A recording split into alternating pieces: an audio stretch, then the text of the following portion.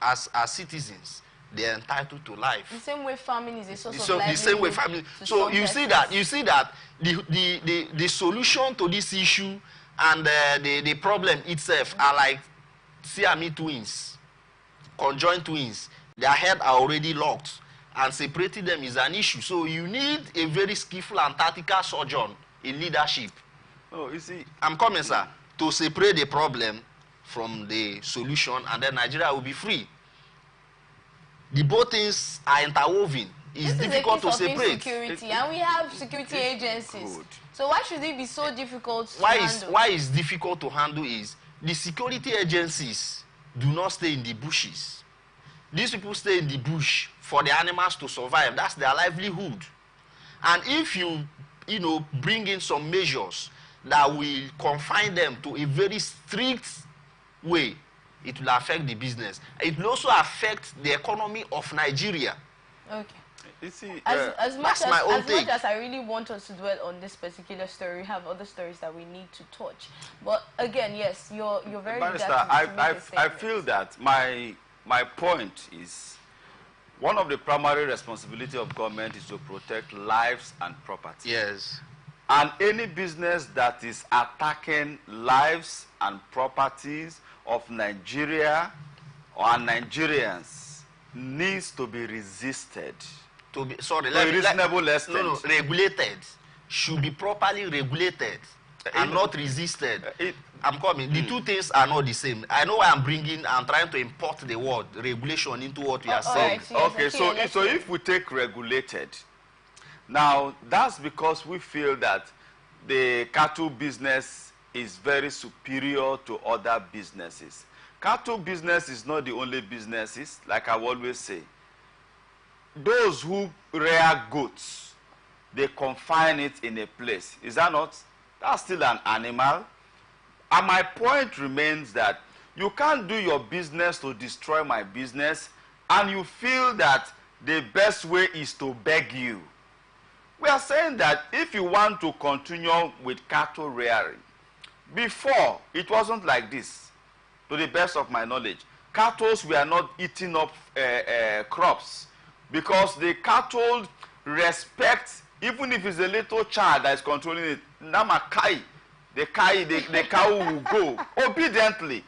So it now looks as if it's an intentional provocation, because initially it wasn't this way, and there was no much kind of herders and farmers crisis, to the best of my knowledge.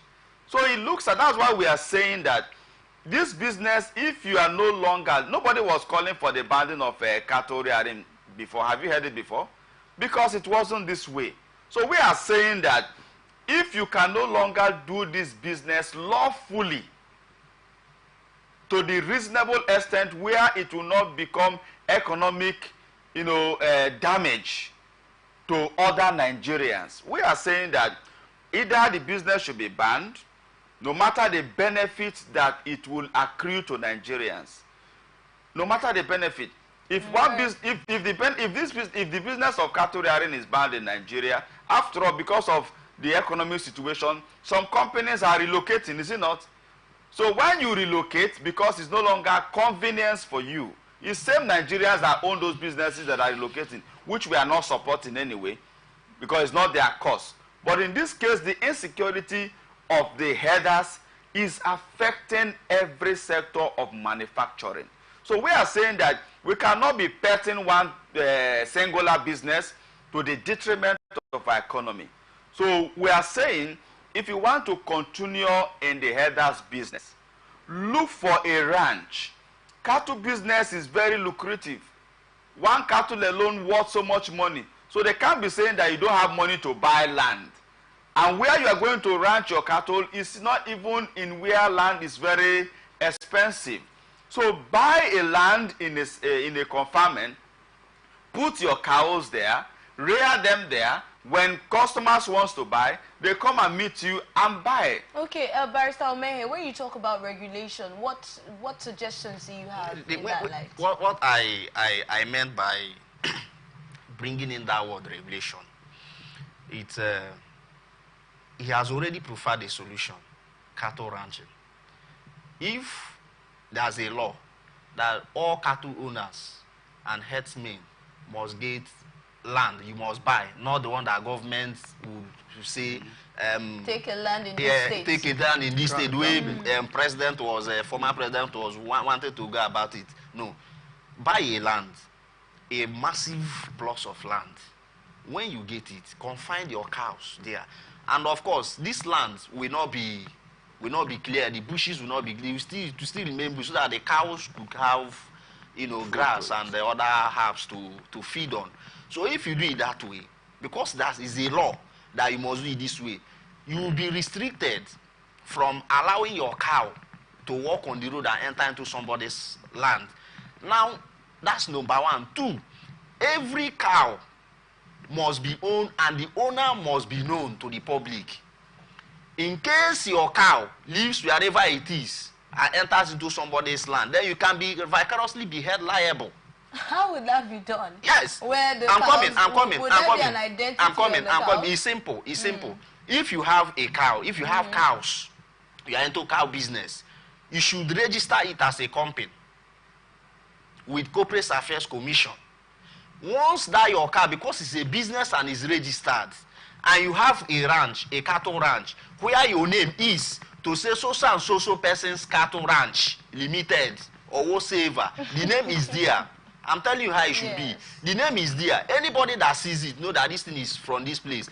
And then the name of your herdsmen who are in control of that cow is also known. Do we have the will?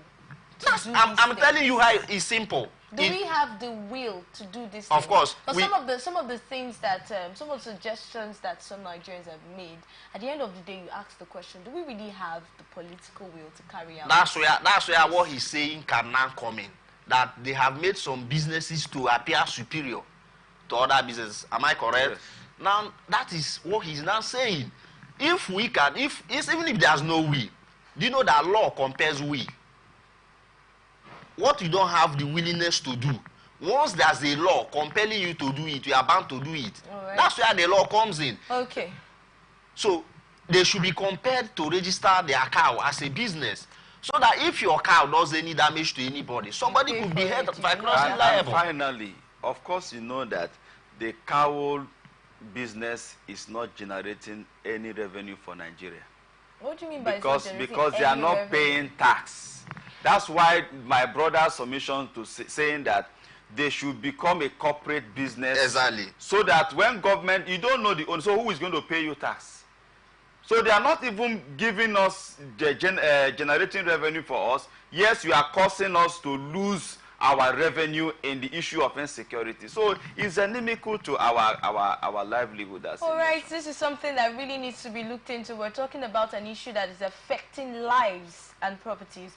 Looking at the next story now, the presidency has tackled the New York Times over its report on the current economic situation in Nigeria, saying President Bola Tinubu on May 29, 2023 inherited a dead economy. It also justified some of the policy decisions that were taken by Tinubu's administration, such as the floating of the naira and fuel subsidy removal, declaring that the policies were taken in the best interest of the country. The special advisor to the President on Information and Strategy, Bayo Onanuga, in a statement entitled Rejoinder to New York Times Jaundiced Report on Nigeria's Current Economic Situation, issued yesterday, said Nigeria was not the only country in the world facing rising costs of living crisis. The statement reads partly Ruth Macklin and Ismail's Awal's feature story with the title Nigeria Confronts Its Worst Economic Crisis in a Generation, published on June 11, reflected the typical predetermined, reductionist, derogatory and denigrating way foreign media establishments reported African countries for several decades. Now, in their words, and I quote, most significant about the report was that it painted the dire experiences of some Nigerians amid the inflationary spiral of the last years and blamed it all on the policies of the new administration. The report, based on several interviews, is at best jaundiced all gloom and doom, as it never mentioned positive aspects in the same economy, as well as the policies that are being implemented by the central and state governments. Now, the presidency has said that as at the time Tinubu took over government, the nation's economy was already bleeding and needed urgent measures to bring it back. Now, this is like an excuse or a backup for the policies that were made by this administration. Okay, this is why we made these policies. It's simply because from that very last paragraph, Nigeria, the economy was already bleeding. In fact, they said an already dead economy was inherited by Tinubu, and that was why he needed to put in these measures that are actually causing so much effect on Nigerians now. But like Tinubu has told us, just wait after a while to bear fruit. But back to this report now. The New York Times report has highlighted the effect of these present administration's policies, like the fuel subsidy removal and the rest, the effect that it has on Nigerians. And they have stated that these effects have never been seen this is the worst effect in a generation, according to that report. And now the presidency had to come up and make these statements concerning that particular report. Ambassador Ike, what do you think about this? Well, sometimes patriotism will not allow you to be truthful. And that's what I see. Because, who's not being truthful now? Well, I don't want to call any name. But I've just said a categorical statement that most times patriotism may not allow you to be truthful when it has to do with foreign interaction and foreign diplomacy. Hence, the economic bites, suffering and pains of Nigerians is evidential. You know, when things are good, it's easy to know. You can see. When somebody is suffering, you can know. You can feel it. You can see it. So the suffering of Nigerians is known globally. We are not saying that Nigeria economy is the worst economy in the whole world.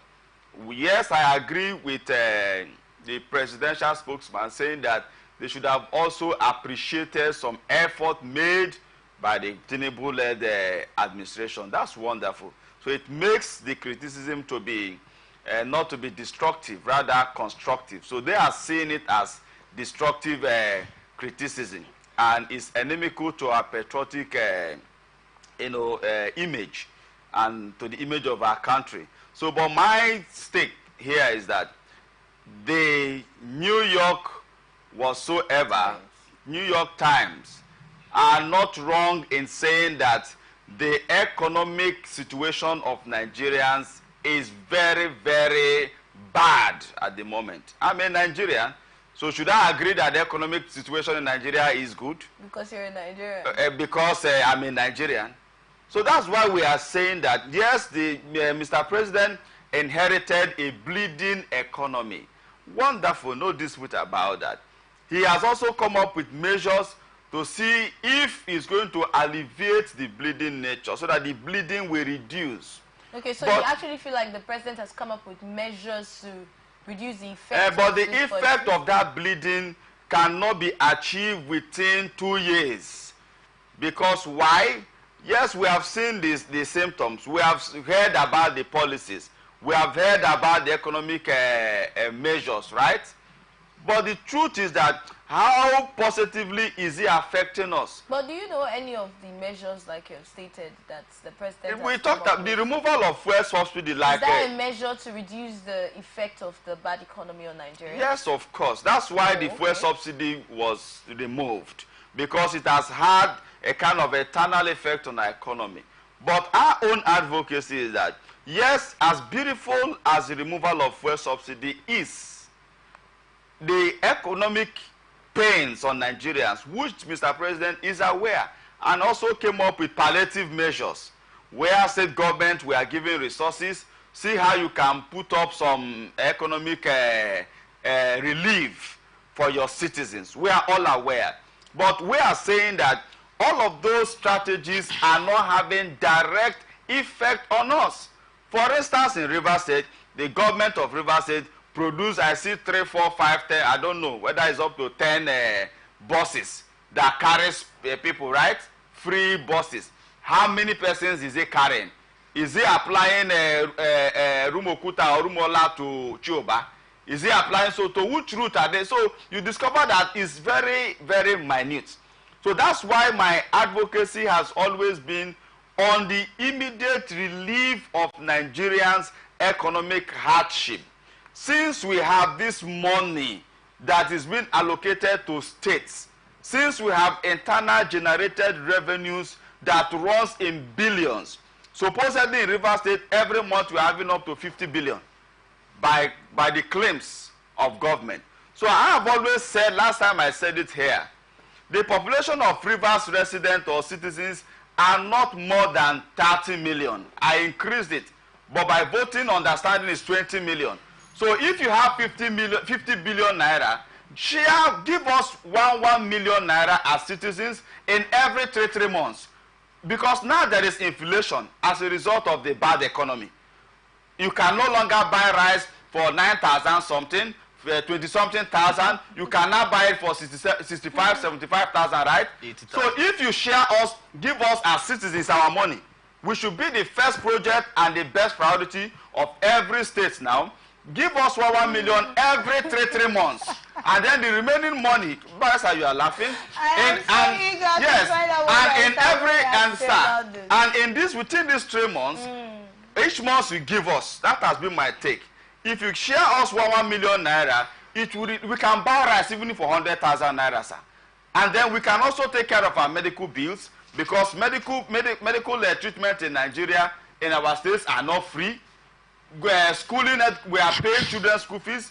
So I don't see, we are also paying power supply. So I do not know the area government is trying to help us that will aid us right now, rather than give us this 1 million naira in 3 months. Like I said, in that month that you give us that money, don't pay any commissioner salary, don't pay any civil servant salary, don't give traditional rulers their allocation. It's a month where all river citizens, all Nigerians will partake in their common wealth. All right, Barrister Omehe. 4 million naira in a year will go a very long way. What do you think? I was actually laughing when my friend was speaking, and then he said, "Barrister, you are laughing." I don't think that he wanted me to be crying. Anyway, what he said sounds funny somehow, but there's also truth in it. I think he's trying to project the welfare of the people. Government should care for the people. But I don't really think, please, I beg to deviate somehow. I don't really think that sharing this money for us will actually get us off the hook.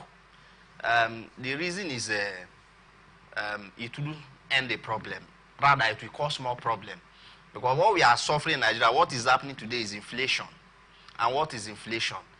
When plenty money is chasing fewer goods, that's inflation. From the little I know, you understand? So if there's a sharing of money, let's say 1 million or 2 million or 3 million, 4 million within a specific time, you and I, we know that inflation will be much more hyper.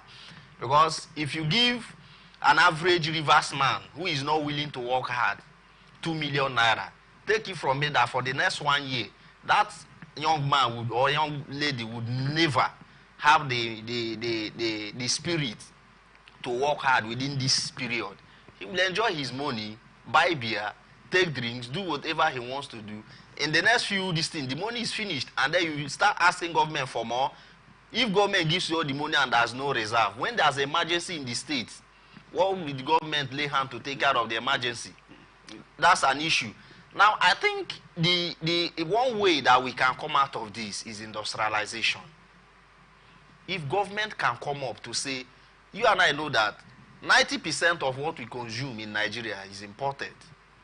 If we can come out to say, let us industrialize Nigeria. Do you know why in those days, the hardship we are having now was not like that those days? We had so much or so many industries. For instance, in River State, then if you go to Transamadi, from what I gathered, you see a lot of industries. The wharf, Port Harcourt wharf was working, Lagos was working, Warri was working. So even if they are importing, the importation is decentralized. It's coming from different angles. Now the wharf in Port Harcourt has created employment for those who are here in this part of the country, so that they are engaged. The one in Lagos has created employment. The one in Warri has created employment. So because there's employment, people are working, people are busy. The mindset, the disabusement of the mindset is reduced because everything is put on to be busy.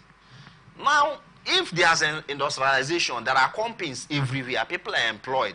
We are now producing majority of what we are consuming.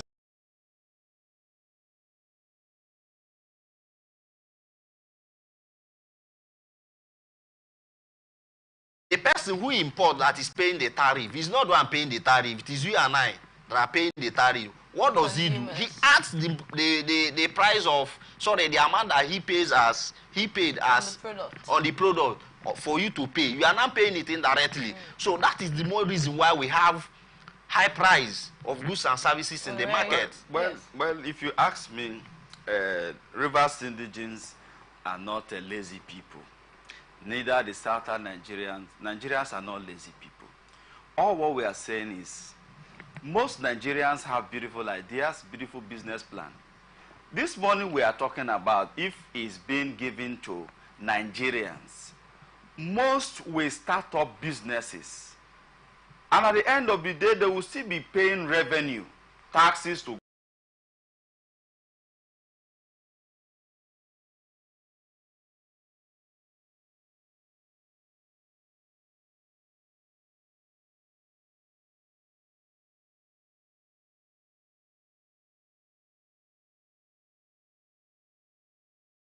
So it's not as if government will bankrupt. That particular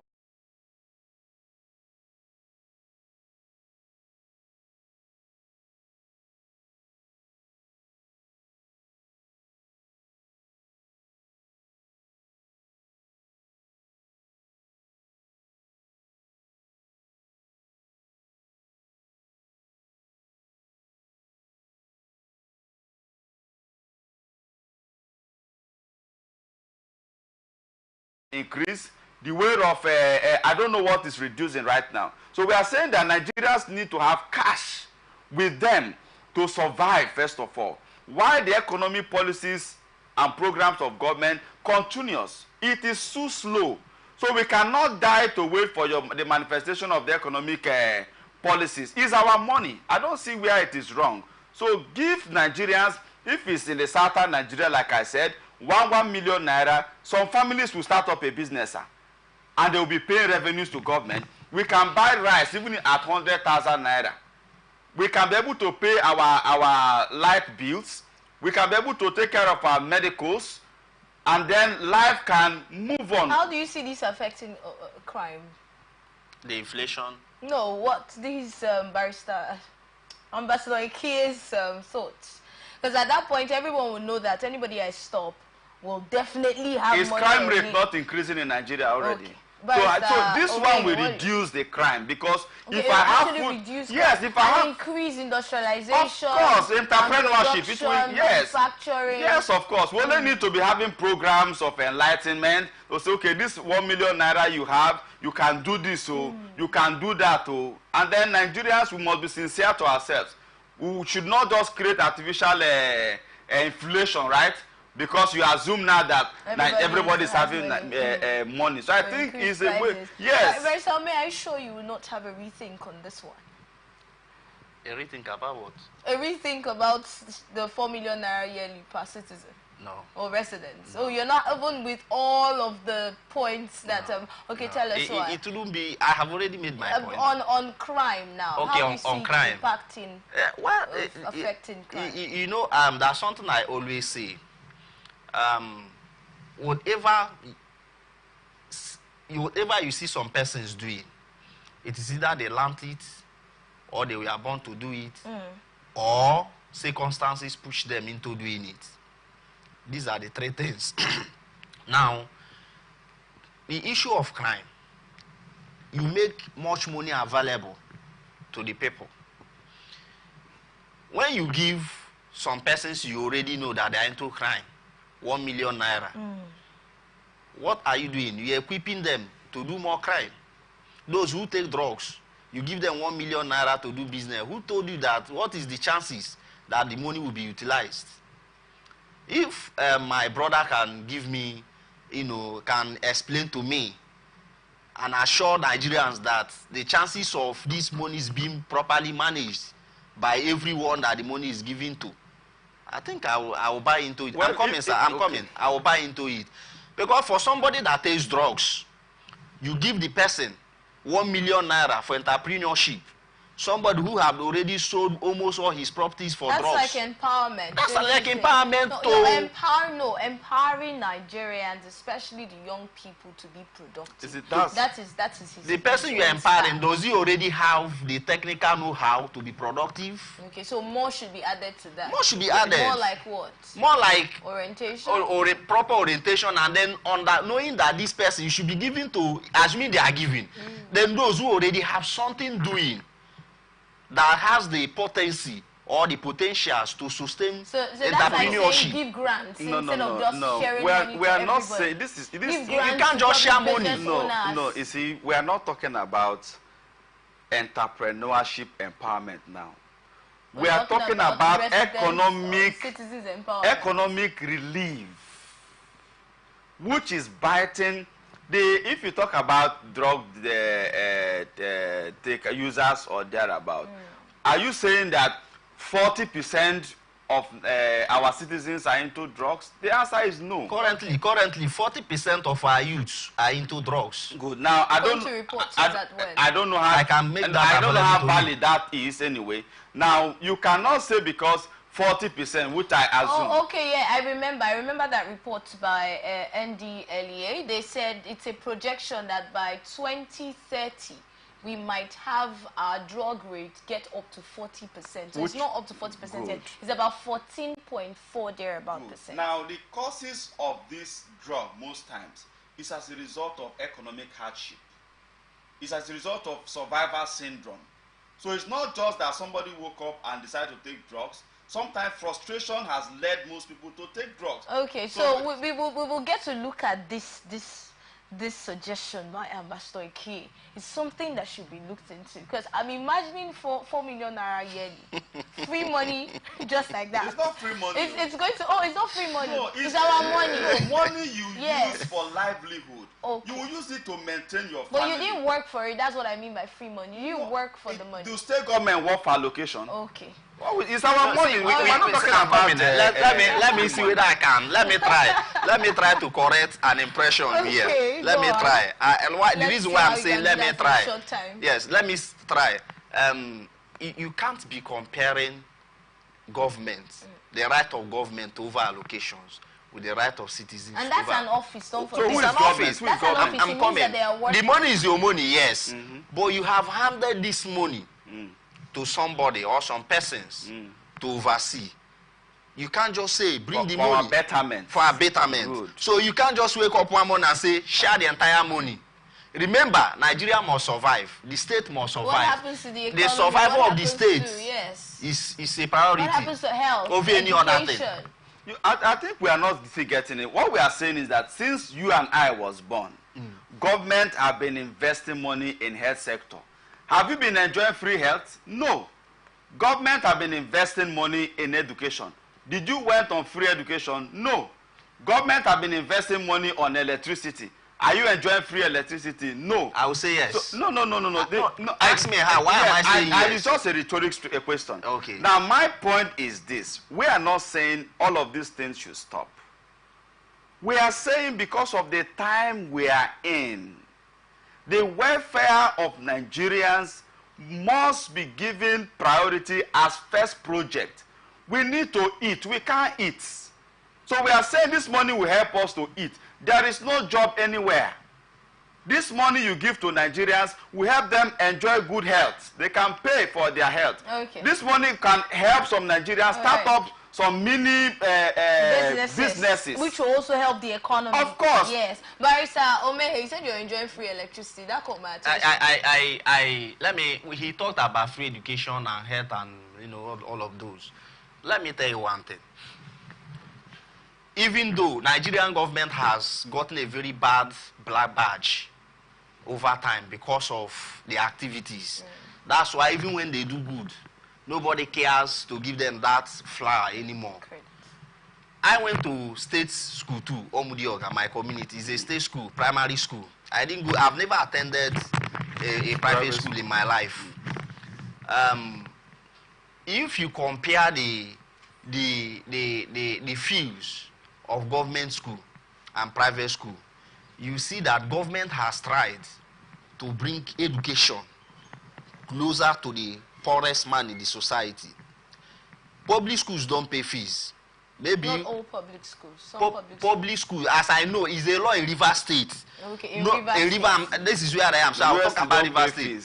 I'm coming now. I'm talking about primary school now. I'm coming. If you compare, in primary schools, they only pay maybe once in a while examination fee, small money. You cannot compare the fee they pay to the fee that private school pays. You see, in public school, I always tell people, they have grounded teachers, old teachers who even taught those in private schools. But the challenge is facilities, modern facilities, and care from government. But the education is there. It's now an issue of choice. Which one do you want to go to? If you want to go to private, you go. But the public is there. Actually, it's an issue of affordability. Which one can you afford? That is the choice. That's the choice. Because you might want to attend the private school, but you cannot afford. Then you make a choice. Yes, it's just a matter of. Now, if you go to, let's now talk about universities.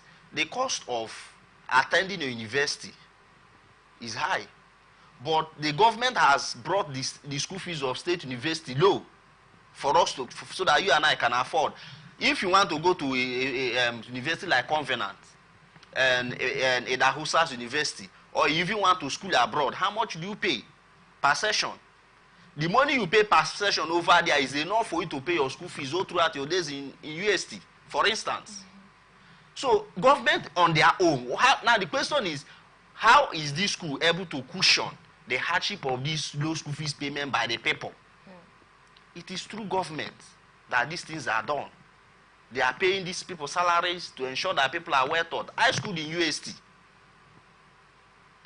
And me going to UST has not stopped me from appearing. Nobody has said, I've never gone to court one day and the judge will ask, which university did you attend?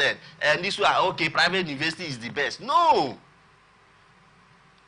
These things are coming down. They are making it affordable for us. So they are, in their own part, they are also trying in that aspect. So we can't just take away that efforts of the government completely. Yes, our well-being. All right, thank you very much, Ambassador Ike. Thank you, Barrister Omehe, for that. Now let's look at the next story. Now, Mr. Peter Obi, former presidential candidate of the Labour Party, has said that the spate of kidnapping and demand for ransom in foreign currencies in Nigeria is a bad omen. Obi stated this in a statement via his X handle on Sunday, where he said, according to him, the development has worsening socio-economic implications for the country, and he has expressed his sadness over the kidnap of the managing director of the Fani company, Mohammed Fani, alongside other 3 Lebanese in Lagos. He also lamented that insecurity has continued to rage through the country, causing severe economic instability and threatening the national existence. Insecurity is a very big problem. I know we mentioned insecurity earlier. You know, he condemned the reported attack on Dudundoki village in a particular local government area in Sokoto State. Kidnapping in Nigeria is another aspect of insecurity that definitely should be looked into.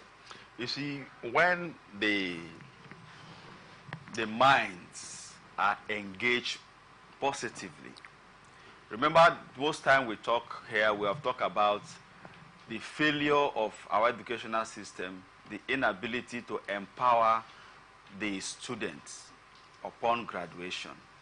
Now, an idle mind, they say, is the devil's workshop. Most times, though we have people who just felt that kidnapping is a lucrative business, We also have kidnapping that are politically motivated. So the causes of kidnapping are too numerous. But our plea, just like Mr. P2B, is also condemning. It's something worth condemning. But we are still praying. Like you said, it's affecting our socio-economic life, right?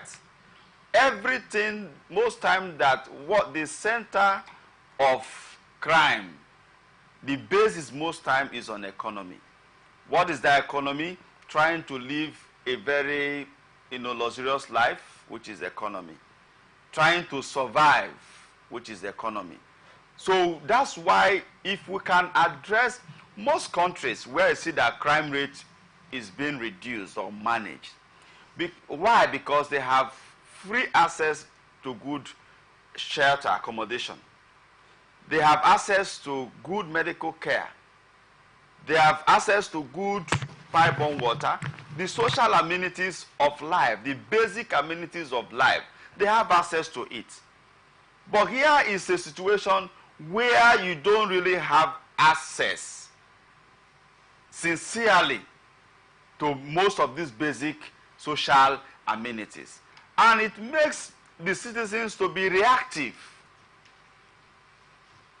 to the system.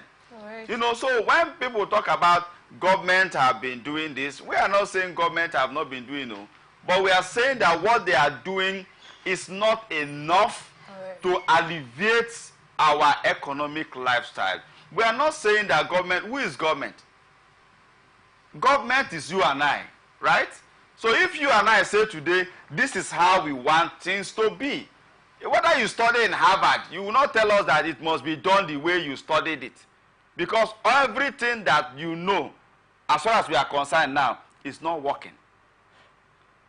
So for me to advocate saying that government should not try this measure, it means that I'm a strong advocate of good governance. All right. So if I am now saying that we should apply this measure for temporarily, so that we can alleviate the economic cry of Nigerians. We are not saying that cripple government. We even said, okay, make it in 3 months' time, right? That's what we advocated. Because that's what you advocated. Yes, because I know that government needs to run. Yes. I know that government needs to survive. What are the areas government needs to survive? Is salary, isn't it?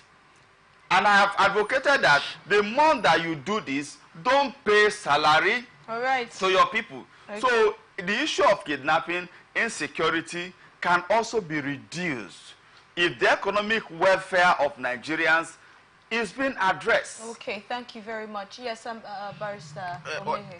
My take on that will be simple. Kidnapping is a high-profile crime. Kidnapping is not an ordinary misdemeanor or any kind of crime. Before somebody decide to be a kidnapper and start kidnapping high-profile citizens like this, it means that kidnapper is a skillful, a well-trained, and somebody who has been in the business of kidnapping for a very long time. So, for me, it will no longer boil down to the issue of economy. It now boils down to the issue of a born criminal. That's my own. A born criminal. Somebody who has decided in his lifetime that, look, the only thing I take crime as a business. So you don't see it as a problem with what's going on in the society? Assuming is a problem. Assuming is a problem. This particular kidnapping, I'm centering my listing on kidnapping, not other crimes. Assuming that this kind of kidnapping is one that came or happened as a result of hardship inherent in the country now, this person would not be asking for ransom in dollars. Okay, we will ask for ransom. It would have been in naira. That's how we know the difference. I'm coming. It would have been, for instance, in naira for him to sort out himself. But he is asking in dollar because he has the monopoly of power to hold down anybody hostage, and he will be handsomely paid because it is his enterprise or business. And they're not doing it because of the hardship that's going on. For this particular one, kidnapping, this one is not as a result of assuming. Okay, if we are saying generally that why people go into crime or into kidnapping is as a result of hardship, economy, and that blah, blah, blah, blah, blah, then indirectly we'll be saying that everybody should go into crime. Because everybody is going through the hardship in this. Do you know the hardship I've gone through in my life? As he's seated here, do you know the hardship he has gone through? Why are you not my brother is saying the hardship is also biting him. But he has morally restrained himself from going into crime. So why did he not go into crime? Because of the hardship. What he's saying is correct. What we are saying, hardship is there. Is also a contributing factor to crime. But it's not a general factor. Assuming we are talking about hardship, everybody would have gone into crime. You are here today. It's not that you have so much. You have decided not to. I don't have so I'm much. coming. You have decided not to walk in the streets, prostituting or doing whatsoever that some people are doing earlier. But you have decided to humble yourself and be responsible to yourself, despite the kind of things you are facing. So because you have this moral this thing to restrict yourself or restrain yourself. This is not a case of hardship, all right. Exactly. I get your point. You see, the point is, like we earlier in 30 seconds. said, that there are so many factors that leads to kidnapping. Sometimes it could be as a result of agitation. Sometimes it could be politically motivated. Sometimes it could be business oriented. You get it? Sometimes it could be economic oriented. That's why I said that we are not really trying to discuss the cause of kidnap. If not, the cause of kidnap are numerous. So laying the foundation just that they are born criminals may not be actually true, because I'm sure the police will be on investigation.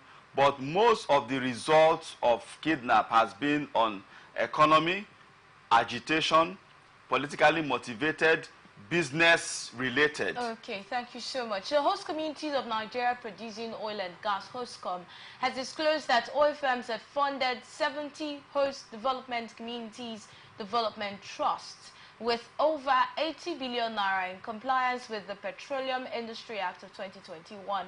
National President of HOSTCOM, Dr. Benjamin, has disclosed this during the weekend in Uyo during a town hall meeting organized by Nigerian Upstream Regulatory Commission, NUPRC, in conjunction with HOSTCOM Project Management and Advisory Consult Limited for Akwa Ibom and Abia states and settlers. Now, he has told us that he spoke on the topic host communities trust financing and utilization of host communities trust fund. He has explained that the amount was for 2021 and 2022, noting that funds for 2023 were being expected. He, however, worried that some oil and gas producing communities in the region were yet to be funded from the 3% operational expenditure due to disputes delaying the formation and inauguration of their trust.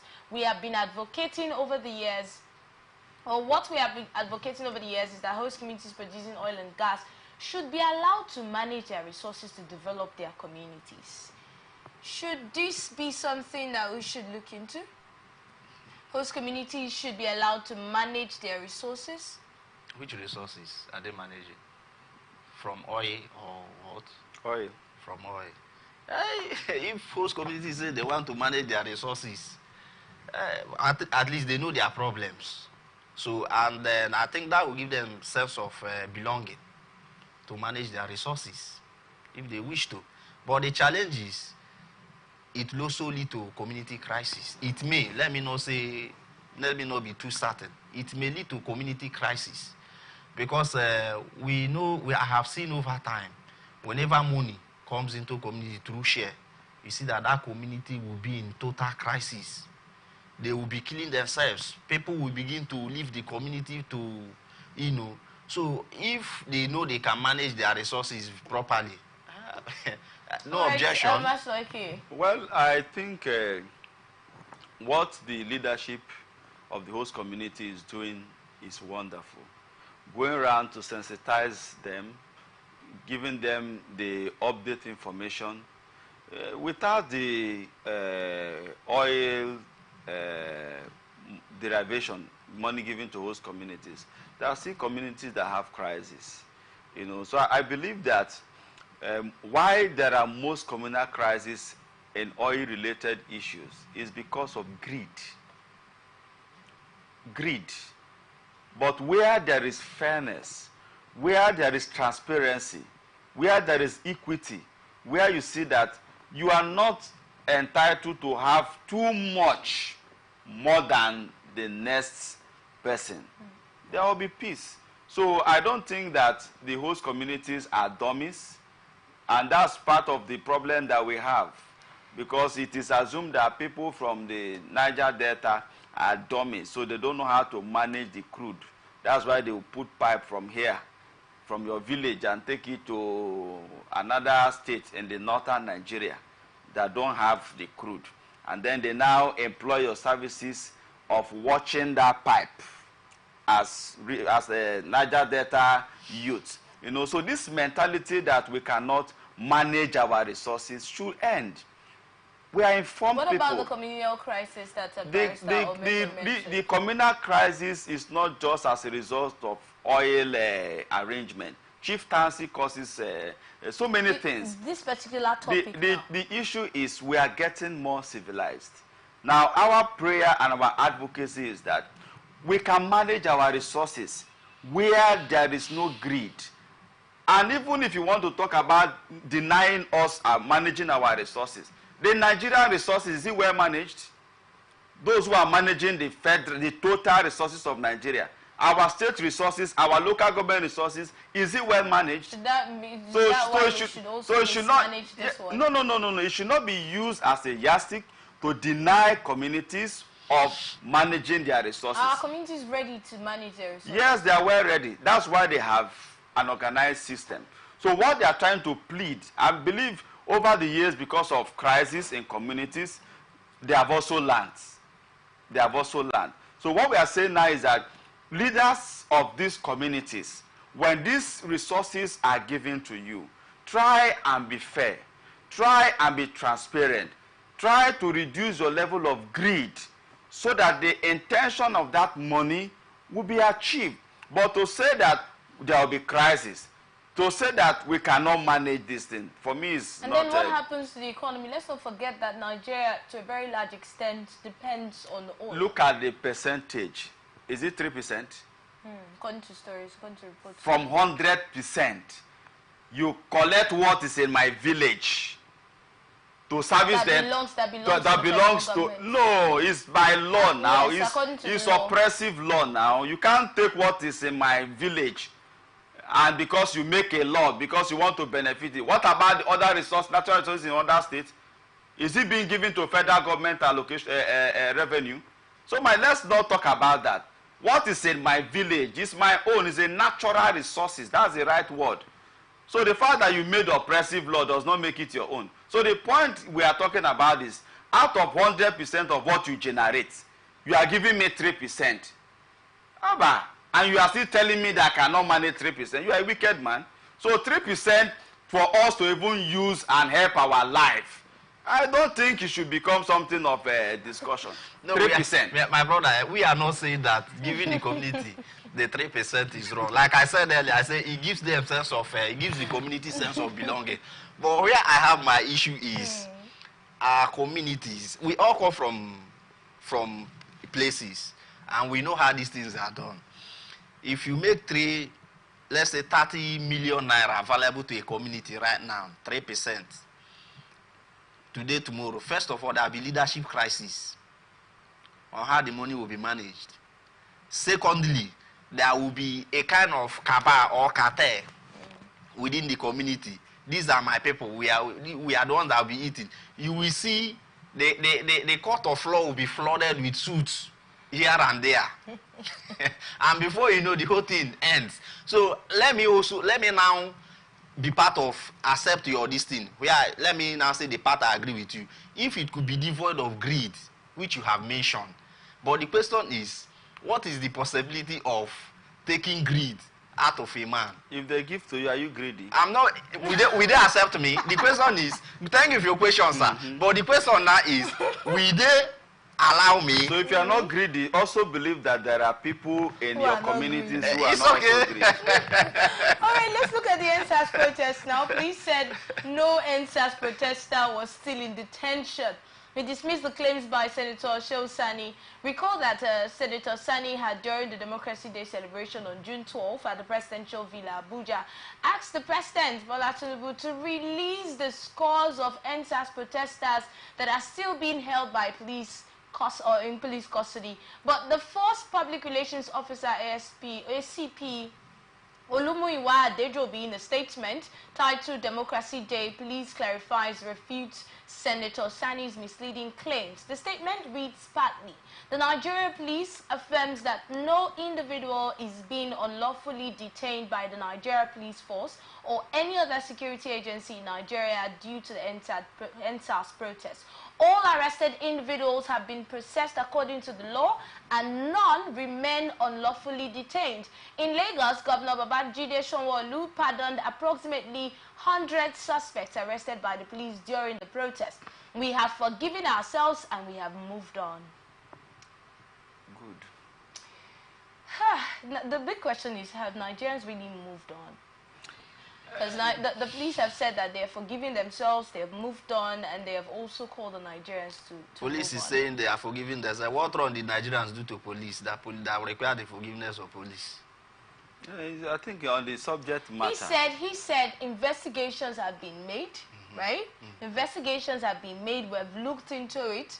We have forgiven ourselves. I just read. That's what I'm saying now. And we have moved on. So Nigerians should do the same. No, what they are saying is that police were indicted during the NSAS, and they have called for reflection. And we have said we made a mistake, XYZ, in this area. One, there is a crime you commit against yourself or against someone that calls for forgiveness of yourself. It is morally right. So for the police to say that we have forgiven ourselves, and we are also asking Nigerians, let us do what? Move on. I think it's a good prayer. Now, I also want to plead with our distinguished Senator Shehu Sani, who asserted that there are still some unlawful detained NSAS protesters. Now, there are measures of release. One good thing he can do, there are legal advocacy groups that he can partner with. If he invites me, I can join him, even though I'm not a lawyer, to lend my voice. And I'm sure my learned brother will put his pro bono services to ensure that this, if it is true. So there are legal means of release. Because if police have said, we do not have such kind of people. And I doubt if in Nigerian cell, somebody could be kept for 1 year in cell. But if you say unlawful detention, maybe in the prison, a correctional center, that could be possible. You know, but to say police have unlawfully detained, at that point, it's no longer the police. Barrister, am I correct? It's now the court of law who have detained that person. So I think the police may not be wrong, but if such is true, I want to plead with our distinguished senator, let us apply legal measures to see that such victims are being helped. Because just asserting without taking proactive legal measures may not really yield a fruit. You know, remember, he was talking to the president in that particular conference, and I saw that video. He was speaking to the president, and he said, Nigerians, if Nigerian youths are protesting, it's because they learned it from you. You taught Nigerian youths to protest. So if they are being detained because they protested, please take steps and make sure that they are being released. You see, we must also learn to respect the president of Nigeria. Not because we are in a democratic setting, we will speak whatever we like. You know, after all, my senior brother have been in government as a distinguished senator. So I'm not saying that what is saying is wrong, but there is There should be decorum. All right, let's hear you. I think, assuming that there are still persons under detention of police on the issue that arises from the NSAS protest, people would have, by now, been talking about it. I've not seen or heard from the social media. I think we should have more people come out. People who have, if you have your loved ones or someone you know who was unlawfully detained during the NSAS protest, I feel they should actually come out and let us know if there are actually people that are being detained unlawfully presently, that's currently as a result of the NSAS protest. As a result of that, if they were protesters during the NSAS. And to add that, our senior brother, distinguished Senator Shehu Sani, would have also said in force headquarters, in so state, made reference. There are 10 persons, there are 21. One Thank you so much, Ambassador Eke, for joining us today, and thank you, Barrister Omehe Victor, for joining us today. We appreciate your coming. And then this is where we get to wrap things up on this episode of Blowout. We must say thank you to you, our viewer, for being a part of this conversation. This wouldn't have been possible without you. But please don't forget to stay connected with us on ATN socials, on Facebook and YouTube, at Atlantic Television Network, on Instagram and TikTok, at Atlantic TV Network 1, and on X at Atlantic TV Net. Watch us live on our website at www.atlanticnetwork.tv. Remember that peace and unity are the pathways to progress. Thank you once again for watching. I am Enidoye Jackson. Coming up next is Open Conversation. Please stay with us.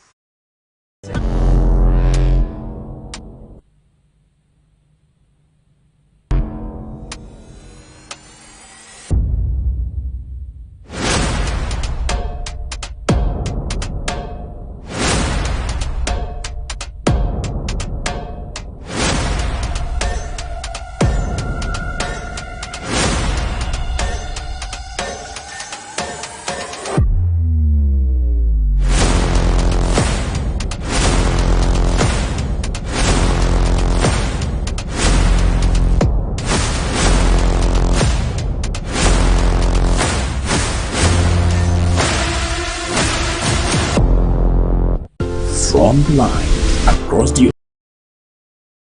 ocean to the land beyond the mountains, through the Sahara, we bring on sport news, live analysis, expert discussions on trending stories,